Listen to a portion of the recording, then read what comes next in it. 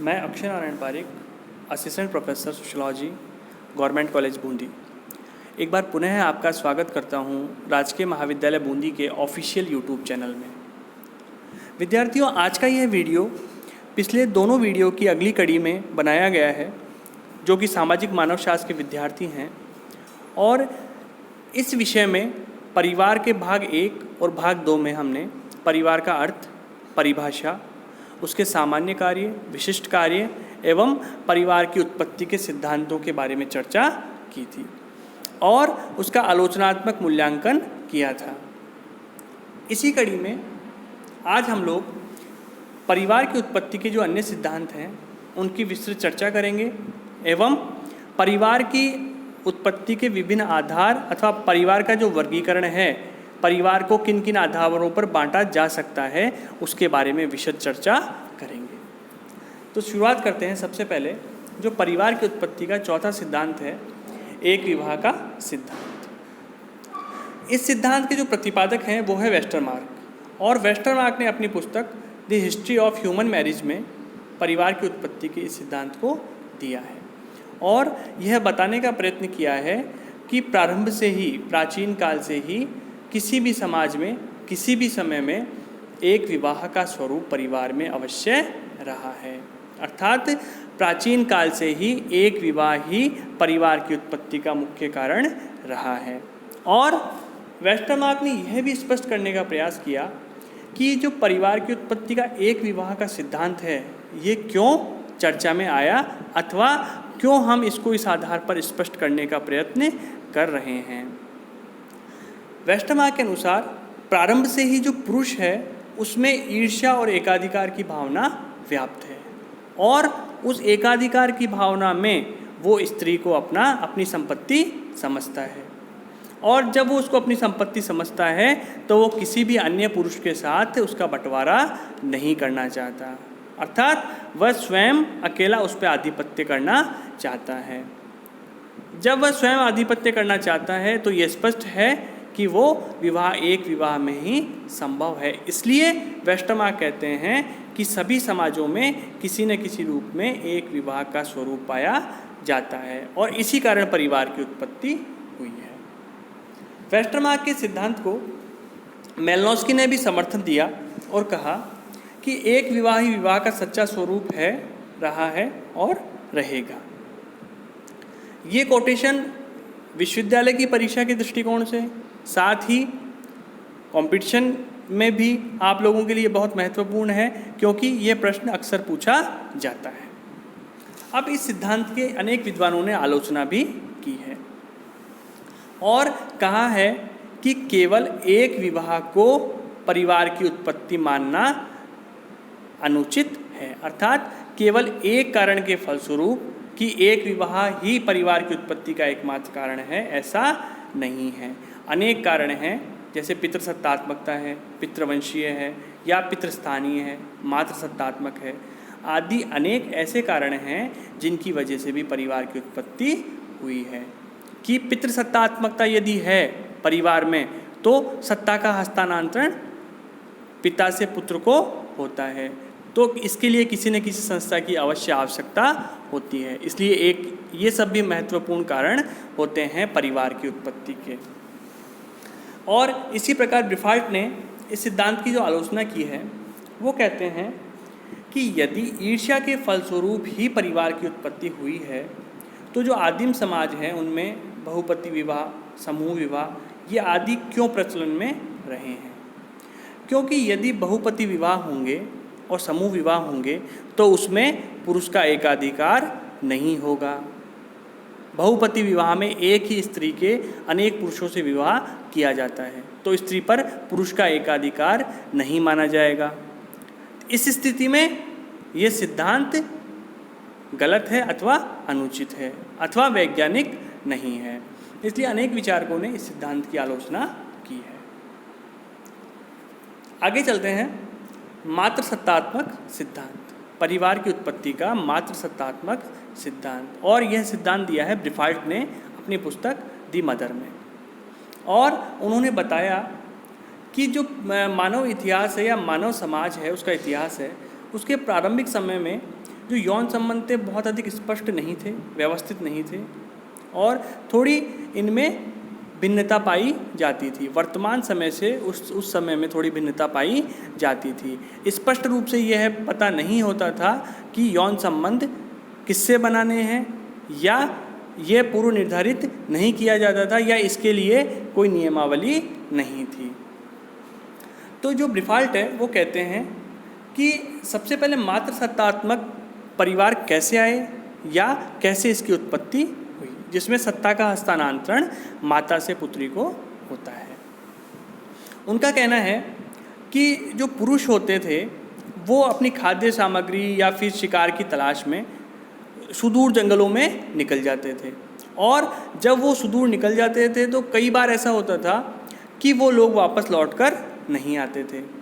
अर्थात जो बच्चों का पालन पोषण है, बच्चों का लालन पालन है, वो स्त्रियों की ही जिम्मेदारी हो जाती थी और जब स्त्रियां बच्चों का लालन पालन करती थी तो समाज में, परिवार में स्त्रियों की एक विशिष्ट स्थिति बन जाती थी। अर्थात पुरुष से अधिक महत्व स्त्री को दिया जाने लगता था और जब पुरुष से अधिक स्त्री का महत्व होता था तो माता और संतानों के अंतर्गत या दोनों में घनिष्ठ संबंध बन जाते थे और उन घनिष्ठ संबंधों के फलस्वरूप क्या होता था, जो सत्ता का हस्तांतरण है वो माता से पुत्री को किया जाता था, क्योंकि पुरुष का परिवार में रहना, पूरे परिवार को चलाना ये संभव नहीं हो पाता था और इसीलिए स्त्री का महत्व अधिक बढ़ गया था और मातृसत्तात्मक परिवार अस्तित्व में आए।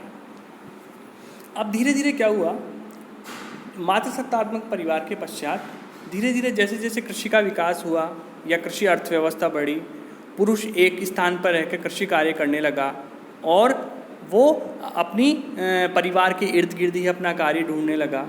तो इसके फलस्वरूप पुरुष का वर्चस्व धीरे धीरे बढ़ने लगा और स्त्रियां जो थी वो पुरुषों पर आश्रित हो गई और समाज और परिवार की व्यवस्था में मातृसत्तात्मक और मातृवंशीय जो परिवार थे उससे पितृसत्तात्मक और पितृवंशीय परिवार विकसित हो गए। अर्थात पुरुष का परिवार में रहने के फलस्वरूप जो पुरुष ने अपनी सत्ता का एकाधिकार किया और स्त्रियां उन पर आश्रित हुई, जिसके फलस्वरूप जो मातृसत्तात्मक परिवार थे वो धीरे धीरे पितृसत्तात्मक परिवार में परिवर्तित हो गए। फिर भी ब्रिफाल्ट यही कहते हैं कि जो परिवार का स्वरूप है सबसे पहले मातृसत्तात्मक था, उसके बाद में पितृसत्तात्मक एवं पितृवंशीय व्यवस्था अस्तित्व में आई। इस सिद्धांत के जो अन्य समर्थक हैं वो टायलर, बेकोफन आदि हैं, उन्होंने भी ब्रिफाल्ट के सिद्धांत का समर्थन किया है। अब यह सिद्धांत भी पूर्ण रूप से वैज्ञानिक नहीं माना जा सकता। क्यों? क्योंकि विभिन्न अध्ययनों में पाया गया कि जो कई ऐसे समाज हैं, अनेक ऐसे परिवार हैं या अनेक ऐसे समाज हैं जहाँ पे प्रारंभ से ही पितृसत्तात्मक व्यवस्था पाई जाती थी। इसलिए जो उपरोक्त सभी हमने सिद्धांत पढ़े, पांचों सिद्धांत हमने देखे, पांचों सिद्धांतों पर हमने चर्चा की, उससे ये निष्कर्ष निकल के सामने आता है कि किसी भी सिद्धांत को पूर्णतः वैज्ञानिक आधार पर स्पष्ट नहीं किया जा सकता और किसी भी सिद्धांत के द्वारा यह प्रमाणित नहीं होता कि परिवार की उत्पत्ति कैसे हुई है। विभिन्न समाजों में, विभिन्न समय में, विभिन्न कारणों की वजह से परिवार की उत्पत्ति हुई है। अर्थात परिवार की उत्पत्ति के लिए विभिन्न कारणों ने सहयोग किया है और इन सभी सिद्धांतों से मिलकर परिवार नामक संस्था की उत्पत्ति हुई है।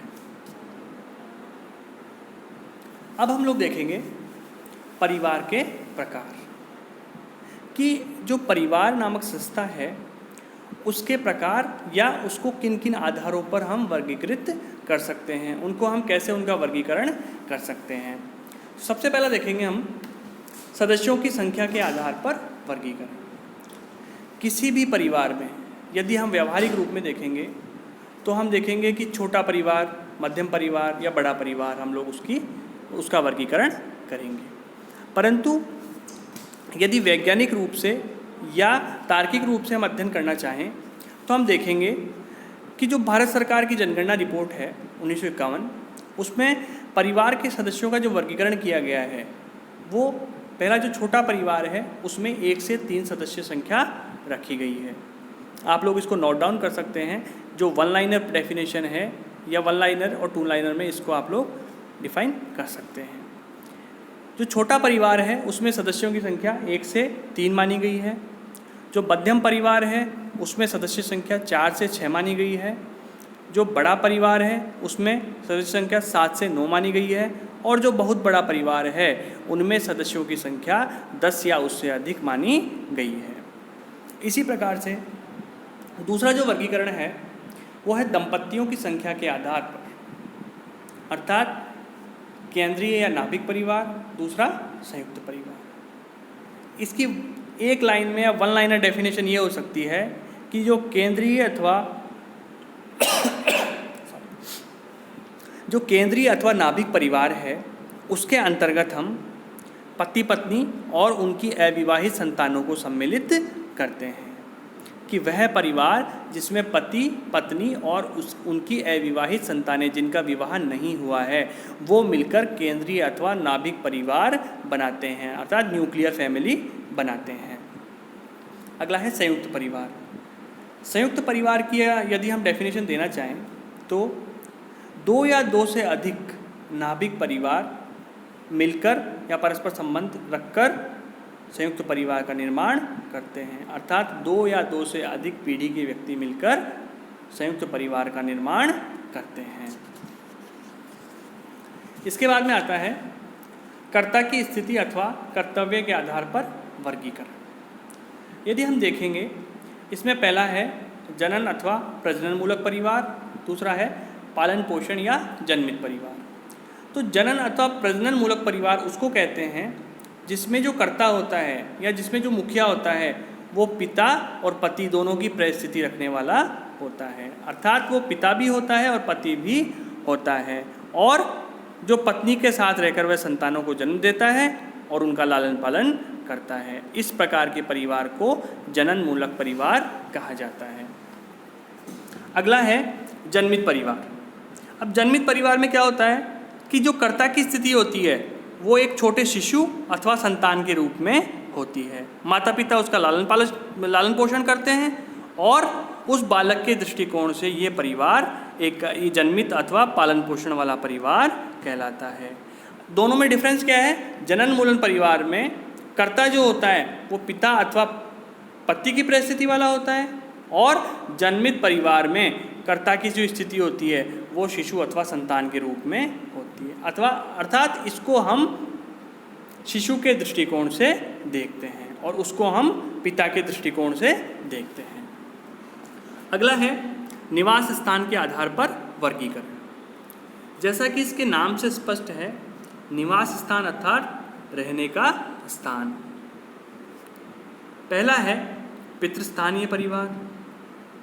इसमें जो विवाह होता है उसके पश्चात जो वर और वधू हैं वो दोनों वर के माता पिता के यहाँ जाकर रहते हैं, अर्थात उनकी जो आवास व्यवस्था है, उनका जो निवास स्थान है वो वर के माता पिता के घर पे होता है। इसी प्रकार दूसरा आता है मातृस्थानीय परिवार। इस व्यवस्था के अनुसार विवाह के पश्चात वर और वधू दोनों वधू के माता पिता के घर पर निवास करते हैं, अर्थात उनका निवास स्थान वधू के घर पर होता है।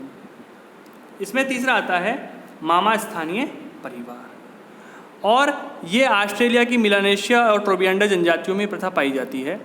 और इस प्रथा के अनुसार क्या होता है कि विवाह के पश्चात जो वैवाहिक दंपत्ति हैं या वर या वधू हैं वो वर के मामा के घर जाकर रहते हैं, वर के मामा के साथ रहते हैं। अगला आता है द्विस्थानीय परिवार।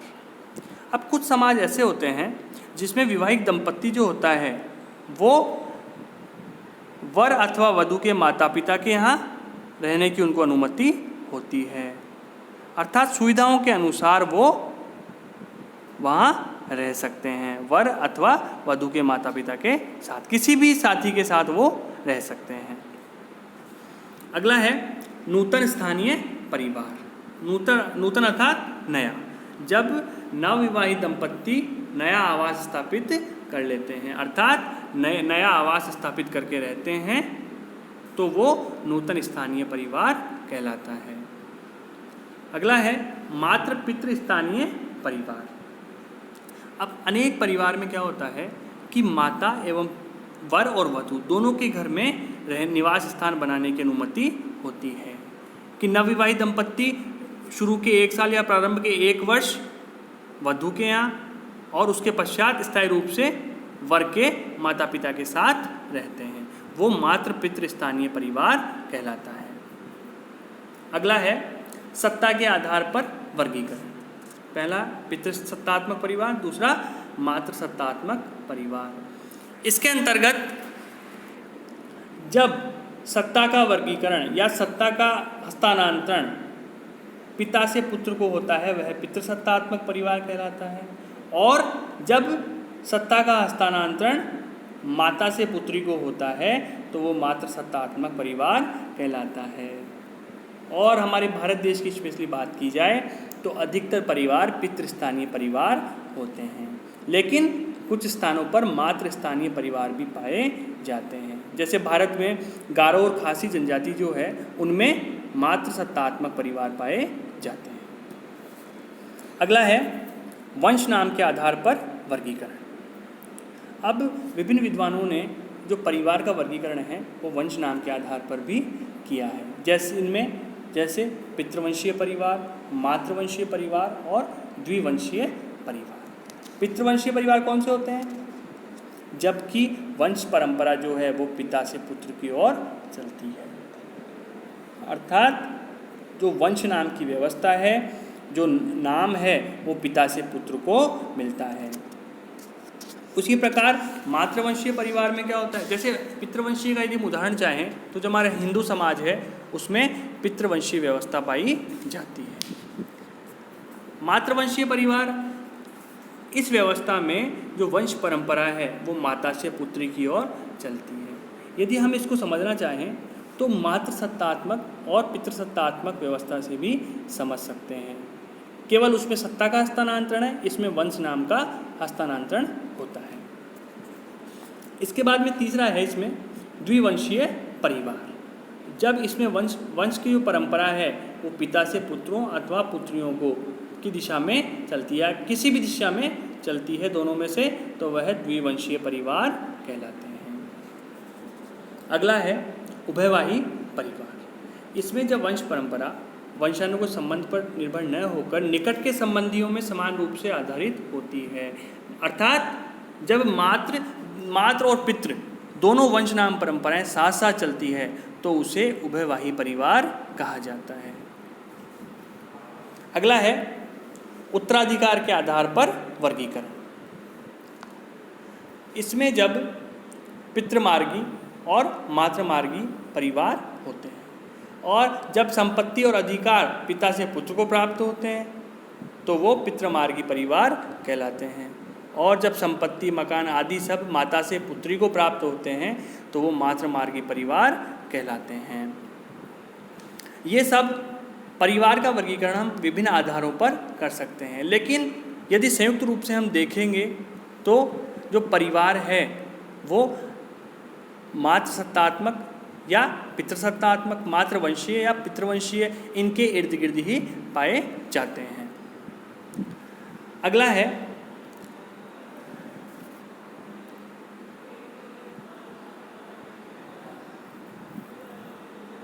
रक्त संबंधी परिवार।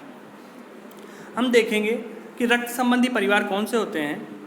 जब किसी भी परिवार में केवल जो रक्त संबंधी हैं वो स्थायी रूप से साथ साथ रहते हैं, या वो दोनों वैवाहिक संबंधी स्थायी रूप से नहीं रहते हैं, केवल रक्त संबंधी साथ साथ रहते हैं, तो वो रक्त संबंधी परिवार कहलाते हैं। और ऐसे परिवार में माता, उसकी बहनें, भाई बहन के पुत्र और पुत्रियां और पुत्रियों की संतानें जब साथ साथ रहती है तो वो ऐसे रक्त संबंधी परिवार कहलाते हैं, और ऐसे परिवार को हम थारवाड़ परिवार के नाम से जानते हैं। अगला है विवाह संबंधी परिवार। विवाह संबंधी परिवार में विवाह के द्वारा जो संबंध बनते हैं अथवा बनाए जाते हैं और जब वो लोग साथ साथ रहते हैं तो वो विवाह संबंधी परिवार कहलाते हैं। और इसके अंतर्गत जो विवाह संबंध में बंधे होते हैं और इनमें रक्त संबंधें केवल उनकी संतानें होती है, अर्थात रक्त संबंधियों के नाम पर केवल उनकी संतानें होती है, अन्य रक्त संबंधी इसमें साथ नहीं रहते हैं, वह विवाह संबंधी परिवार कहलाते हैं। अगला है वैवाहिक साथियों की संख्या के आधार पर वर्गीकरण।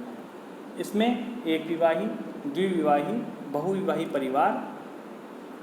जब हम इसको देखेंगे तो एक विवाही परिवार, जब एक समय में एक पुरुष का एक ही स्त्री से विवाह होता है तो वो एक विवाही परिवार कहलाता है। द्विविवाही परिवार, जब एक समय में एक पुरुष दो स्त्रियों से अथवा एक स्त्री दो पुरुषों से विवाह करती है तो इससे जो परिवार बनता है वह द्विविवाही परिवार कहलाता है। और भारत में भी इस प्रकार के परिवार पाए जाते हैं। अगला है बहुविवाही परिवार। अब बहुविवाही परिवार, इसमें ये वह विवाह होता है जिसमें एक पुरुष की अनेक स्त्रियों से अथवा एक स्त्री का अनेक पुरुषों से विवाह होता है। और हम देखेंगे कि बहुविवाह को हम अलग अलग रूप में स्पष्ट कर सकते हैं, जैसे बहुपत्नी विवाही, बहुपति विवाही, समूह विवाही परिवार। फिर बहुपत्नी को भी हम भगिनी बहुपत्नी विवाह, अर्थात जो बहनें हैं उनका एक ही पुरुष से विवाह होना, अभगिनी बहुपत्नी विवाह। इसमें जो स्त्री होती है अथवा पत्नी होती है वो दोनों बहनें नहीं होती है, दो अथवा तीन अथवा चार जो भी होती है वह आपस में बहनें नहीं होती है, उनमें संबंध नहीं होता है। इसी प्रकार से बहुपति विवाह में भातृक बहुपति विवाह, जिनमें जो पति होते हैं दोनों भाई होते हैं, अथवा अभातृक बहुपति विवाही परिवार जिसमें वो भाई नहीं होते हैं। ये सारा वर्गीकरण देखने के पश्चात यह स्पष्ट होता है कि अनेक आधारों पर हम परिवार को स्पष्ट कर सकते हैं, परिवार के प्रकारों को स्पष्ट कर सकते हैं। और ये संपूर्ण वर्गीकरण जो भारत देश है, हमारा भारत देश है, इसके आधार पर ही किया गया है और इस आधार पर हम परिवार को विभाजित अथवा वर्गीकृत कर सकते हैं। तो आज का ये वीडियो, आज का ये टॉपिक बहुत महत्वपूर्ण स्थान रखता है क्योंकि परीक्षा के दृष्टिकोण से ये अत्यंत उपयोगी है, साथ ही समाज की समझ के लिए एवं परिवार की समझ के लिए भी ये अत्यंत उपयोगी है कि किस प्रकार से भारत देश में परिवारों का वर्गीकरण किया जाता है, किस प्रकार से परिवारों को वर्गीकृत किया गया है और कौन कौन से सिद्धांत हैं जो परिवार की उत्पत्ति से संबंधित हैं। और परीक्षा के दृष्टिकोण से विश्वविद्यालय जो परीक्षाएं होती है उनमें इसमें से प्रश्न अवश्य पूछा जाता है। धन्यवाद।